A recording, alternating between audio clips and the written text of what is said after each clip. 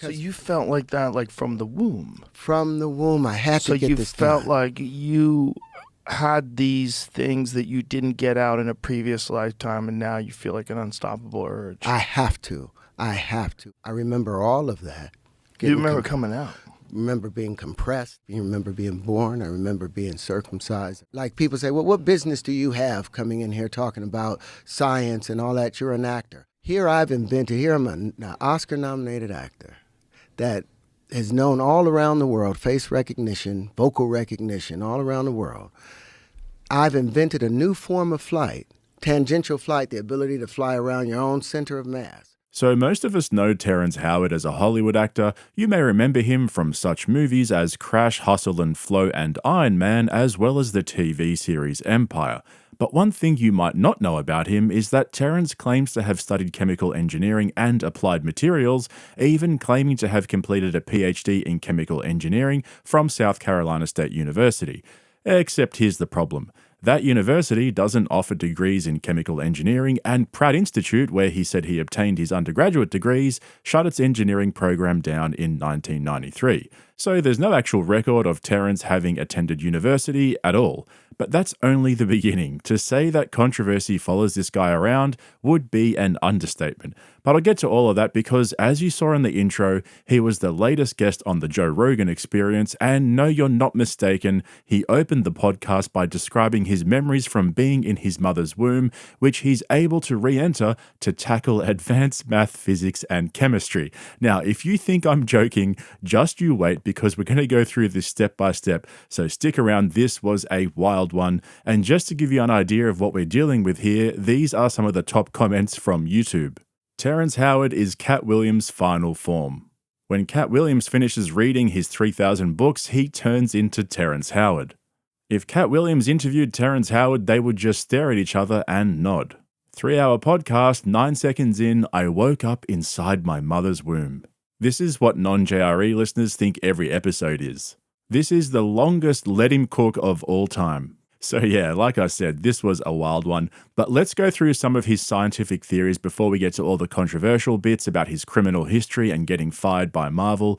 First off, we've got his theory on 1 multiplied by 1 equaling 2 instead of 1. How is it that multiplication, if it means to make more and increase in number, how is 1 times 1 equaling 1 part of the multiplication table? Now, I understand that if you're seeing it one time, but the moment that you had that add the times in there, that multiplicative indicator, that means there's more than 1. You know, that equal sign is supposed to show that there's a balance between these 2 numbers over here and a balance on this 1 over here.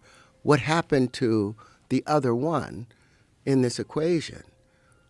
It didn't equate. And then I took the square root of that number. I took the square root of 2, because all this started in 3rd grade. I was arguing with my teacher because we're talking about the square root of 100. Okay, so if you're wondering what in the actual fuck he's talking about, let me explain. 3 multiplied by itself gives 9, and 3 plus 3 is 6. Apparently, that makes sense because 3 squared is a higher number than 3 plus 3. But then we have 2 squared equaling 4 and 2 plus 2 equaling 4.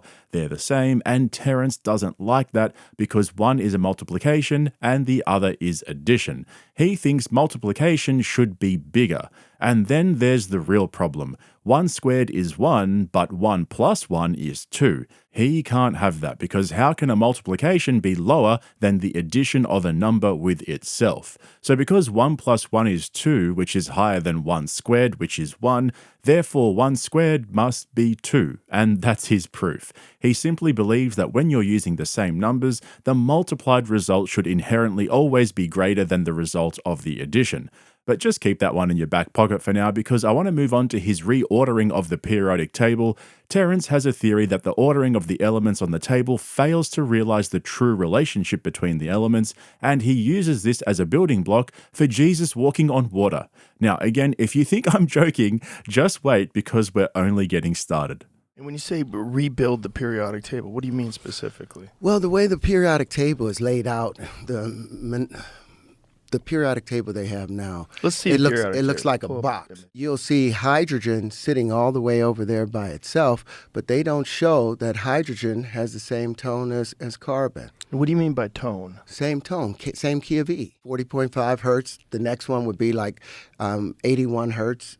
You go to silicon, it will double up and would be 162 hertz. You'll go to cobalt, and it'll be 324 hertz. Okay, hold up. Let's try to understand this for a moment. Terrence is saying that the periodic table as it exists today doesn't accurately depict the tonal relationship between each element, which he understands to be the frequency at which each element vibrates. So like he said, hydrogen should be grouped with other elements like carbon that vibrate in the key signature of E. Now, he actually used this theory to patent a design for a propulsion system that he intends to develop with Elon Musk and Jeff Bezos to send into space to clean up all the debris left up there that's cluttering our solar system. But let me come back to that because he actually gave a much better explanation of this theory when he did the Oxford Union interview back in 2017. They used to think that energy, the body transferred or understood the energy information through electricity. They're finding out it's through frequency. Well, guess what hydrogen sounds like? It's a key of E. Information used to be thought about as just electrical information passing on. But I got a question for you. Have you ever been at a party with some of your friends you ain't seen in 10 years, but y'all was like 14, you hung out and there's a song that came on and you was like, "Ugh," and everybody got up and was live at that moment. Now say 10 years later you got a friend with you. He's a good guy, but he wasn't there when me and my boys formed this. So when that song comes on, our DNA tightens. There's a particular song, a scale in the genomes for each and every one of us. Now, when that song is played, when your particular prime resonant frequency is played, guess what happens? Your DNA celebrates and tightens. Everything else gets pushed out. Harmonic wave resequencing. So say that the F over F sharps of the oxygen, the green, is only hitting at an F. Why? Because there's another frequency coming in from a generator over there. That's changing and causing it to change. So this F now hits the oxygen. Instead of hitting as an F sharp, it hits as an F, so when it hits the carbon at an E, it doesn't hit it quite right, so the domino don't file right. So the next domino hits wrong. And so now we have malformation happening within our DNA because the frequencies are being pushed off. But when we hear our tone, we tighten back up. So yeah, I'm in the process of building the harmonic wave resequencer with another doctor who has been able to successfully cure AIDS and cancer. Okay, all right. So what he's saying here is that you can use this harmonic wave resequencing to repair malformations in our DNA where there's a class of frequencies which is supposedly the cause of defects such as cancer and AIDS. He came to this theory through the observation that a group of friends can enjoy the memory of a song together at a future date through a process that binds their DNA together, which happens naturally via the frequency mapped into their DNA from the initial experience of hearing the music together due to the specific compounds generated by the harmonic frequencies of the music. So instead of it just being a shared memory amongst friends, Terrence believes it's the effect of the music's frequency on our collective DNA. As you can imagine, most people think he's full of shit, which he believes is part of a global conspiracy to silence him. Man, don't turn my phone off. Don't do that. Every time I get ready, well, because I know they're watching me right now, and they're mad at me. Who's they? Why? You think they f with your phone? Oh, I'm sure of it, because now I have to turn it off for a Do you second. ever drop your phone? You Oh, ever drop your phone? I've dropped my phone a number of times, but... You ever think that might be what's going on with your phone? And then I buy another phone, and the same thing happens. I'm 5 you get minutes... burners? I used to, but then my wife would think I was cheating. So you could probably tell there that Rogan wasn't buying Terrence's conspiracy theory that he's being watched and monitored by the government, but then something started happening in Rogan's studio that had never happened before. No, nothing's happening. My computer just froze again is what I'm trying to say. Something freaked out my computer. I might have to just try to... You want to reboot? I mean, I think it already did, but I'll try again. Hold on. We have to pause. Yeah. Okay, no worries. It's the f***ing government, man. You think it's not? I think it is sometimes.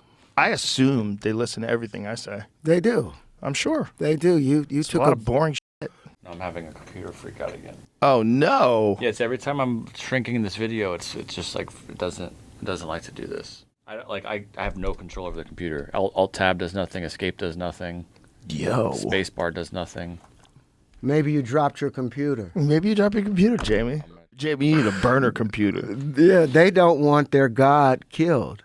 Gravity has been the thing they've been holding on to from the beginning, and it's just an effect of electricity. It's the draft left over by electricity. All right, so who knows what's really going on in there? Maybe Mike Baker's bugs are playing up, or maybe it's just a coincidence. It's hard to say, but you probably caught at the end there that Terrence doesn't believe gravity is real. He has an alternative theory that electricity is the force that creates gravity. Now, like almost every theory he discussed on the podcast, he provided almost no proof of it, but like I said earlier, he has around 100 registered patents, and one of his patents was apparently the origin of virtual and augmented realities, which he believes was stolen by the biggest companies in the world to create their own VR technology. Now, this one is actually pretty convincing. You want to know what my first patent was? The entire AR, VR world was built off of my first patent that was abandoned because I paid $260,000 for the worldwide patent. But then my agents kept, my lawyers kept sending me these maintenance fees and annuities. And I'm like, these folks are just trying to shake me down. I'm not going to pay this. And look at all the companies. And if you look at the patent, these companies have all they have multi-billion-dollar companies they've built off of my patent. Just roll through. Sony, Microsoft, Amazon, Hewlett Packard. Yeah. Keep going, keep going, keep going. This is IBM, crazy. and it's still making money. This patent has earned over $7 trillion. But this is proof that my stuff Is legit. is legit. So Jamie actually pulled up the details of his VR patent, and it was basically an input-output concept design for virtual reality to be controlled by users in remote locations, all feeding from at least one server via their own control unit and digital processor, which works by transmitting instructions by detecting the viewer's position. Now here's the interesting part. All those companies that were listed in the previous clip that they were going through had all cited his patent in their own VR patents. How relevant his patent was to their own products and concept designs is another question, but that's something you can actually look up for yourself and confirm. And that's usually how these things go, right? These theories are clouded in details that never get explained properly, but they're used to make vast sweeping statements like, this is proof that my stuff is legit. And that's where Rogan's skepticism crept in, especially when Terrence started talking about what happened with Neil deGrasse Tyson, who's somebody Rogan respects and has had on the podcast several times. I reached out to Neil deGrasse Tyson. He was like, hey, man, yeah, I'd love for you to come on my show, do my radio, do my TV thing. I would love that. I was like, yeah, but I've got something I want to introduce to you. And it was only 36 pages. It was a treatise. But I started it off with 1 × 1 = 2. And he went in on my treatise, wrote, redlined everything. But then he started attacking the 1 × 1 = 2. This is not his field of study, though, right? No, he's astrophysicist. He's an astrophysicist. I wish I could really, truly understand exactly what you're saying, because I'm kind of getting it, and you're doing a great job explaining it. But if you're right, that really changes everything. Everything. And it accounts for why physics kind of hits a stalling point. If you're right, so many people are wrong. Everyone's wrong. Oh, well, the universe backs me up. And I have the proof of it. If this truth caused me this lifetime, then wonderful, I've accomplished what I needed to do. Because I think in the previous lifetime, I was supposed to do these things and I didn't. So you felt like that, like from the womb? From the womb, I had to get this done. So you felt like you had these things that you didn't get out in a previous lifetime, and now you feel like an unstoppable urge. I have to. Yeah, so there are so many other theories and concepts that Terrence discussed on the podcast with Rogan, way too much for me to cover here, but I want to tie all of this up for you so you can understand where all of his theories lead to. You just heard him reference the new form of flight that he invented. So remember what he was saying in the Oxford interview about the different elements on the periodic table having the same frequency, and therefore they can be combined to make compounds that can remap and regenerate our DNA, which his friend has already used to cure cancer and AIDS. Well, he basically extended that same theory into a propulsion system design that uses the collective pitch of hydrogen to propel itself infinitely. And so he wants Rogan to hook him up with Elon Musk and Jeff Bezos so they can fund the production of his propulsion system and use it to clean up all the space junk. You may have heard a similar theory about how the pyramids were constructed in ancient Egypt. Some researchers believe that the Egyptians used frequency and vibration to make the stone easier to move through the use of sound waves that vibrated the stone. So Terrence's collective pitch propulsion theory isn't necessarily a new idea. Maybe in a previous life he was an Egyptian cat or something, and that's where he got the idea. Who knows? But it's when Terrence points to the deeper implications of his theories that it all starts to really fall apart for me. Now, I'm obviously not smart enough to really critique his theories in a meaningful way, apart from simply pointing out basic logical flaws. But when he starts using his theories as proof that God exists or that Jesus literally walked on water, it makes it really hard to take him seriously. We are all just one great being. Yeah. You know, that's what they forget. We're not separate. The universe is probably one cell inside of some superorganism. Right. We're all God. That's what Jesus was talking about. That's what Buddha was talking about. It's recognizing the divinity in you. Now I want to show you electricity in this space, which will be the next one. And you'll see 5 linchpins bonding. And you'll see that it collapses the dodecahedron. And that's the release of energy, but it'll still make that same tetrahedral space. So when I talk about materials engineering now being able to be manipulated, and you could see that the dodecahedron has been collapsed, and these 5 will keep bonding with other 5s, building predictable structures. And then those will bond and make larger. This is Jesus walking on water. This is the proof in the pudding. Yeah, I don't know, guys. Maybe he's speaking metaphorically, but if he literally means that's how Jesus walked on water, yeah, I gotta call bullshit. And it's funny because Rogan's discussed Terrence's theories on his podcast before, and he seems to have changed his tune quite a bit over the years. Did you see the guy from Empire's speech, interview? Yes. Wow. Yes. Like that seems Terrence, almost like he's not pretending. Like if he's pretending, he's doing a better job acting than Joaquin Phoenix. Well, Terrence Howard, the guy who interviewed me for Rolling Stone, told me that Terrence Howard is like a legitimate genius. Maybe he figured it all out.